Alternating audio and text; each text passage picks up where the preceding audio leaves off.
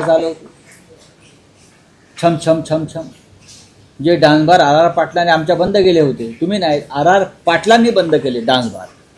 हां, लेडीज बार, dance bar ही संस्कृती बंद केली आर पाटलांनी. ही तुमचे गृहराज्यमंत्र्यांनी परत आणली. स्वतः गृहराज्यमंत्री चालवत आहेत देवेंद्रजी. एक तुमचा मंत्री सिगरेटच्या धुराचे गोले सोडत हां फाट्यावरती बसला उघडा चड्डीवर आणि पैशाच्या उघड्या बागा 60-70 कोटी कवाडात भरलेले आहेत. ते दाखवतो आम्ही किती पैसेवाले आहोत, लूटमार करणारे आहोत. दुसरा मंत्री कवेलवरती मारामारी करतो, एक मंत्री रमी खेळतो आहे. हे तुमच्या मंत्रिमंडळाचं कॅरेक्टर, चारित्र्य आहे, ही नैतिकता आहे. ह्याच्यावर जरा अभ्यास करा.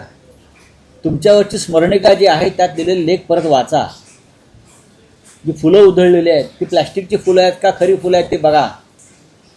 हे समजून घ्या आणि राज्य चालवा, सरकार चालवा आणि या राज्याला एक उत्तम आदर्श सरकार जे त्या तुमच्या लेखात लिहिले अनेकांनी त्याप्रमाणे काम करण्याचा प्रयत्न करा.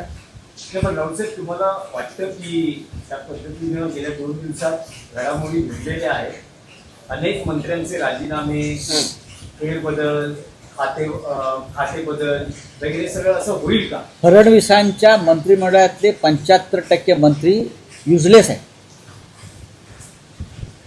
ते मंत्री म्हणून काम करत नसून ते दरोडेखोर म्हणूनच काम करतायत. 75% मंत्री हे युजलेस आहेत त्यांच्या मंत्रिमंडळातले.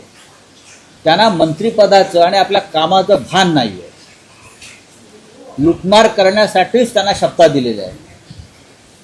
अशा वेळेला गृहमंत्री म्हणून फडणवीस यांच्याकडे या मंत्र्यांचा काय रिपोर्ट आहे? विरोधी पक्ष जेव्हा सांगतोय तेव्हा ते दुर्लक्ष करतात, कारण त्यांची मजबुरी आहे.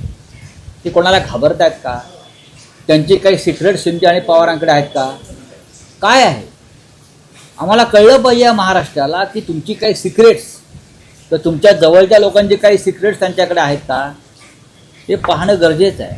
नाहीतर देवेंद्र फडणवीस यांच्यासारखा चारित्र्यवान माणूस हे सगळं सहन करतोय.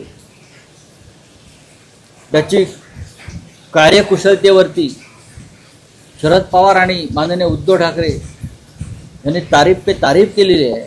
असा माणूस हे सगळं सहन करतो आपल्या मंत्रिमंडळामध्ये, हे मला जरा फार धक्कादायक वाटतं. आणखी एक मंत्रिमंडळातलं आणखी एक प्रकरण उघडकीस आलं आहे.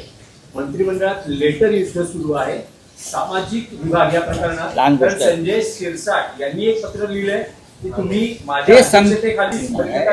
हे सरळ सरळ संकेत आहेत की संजय शिरसाट यांना गाशा गुंडाळावा लागण्याचे संकेत आहेत.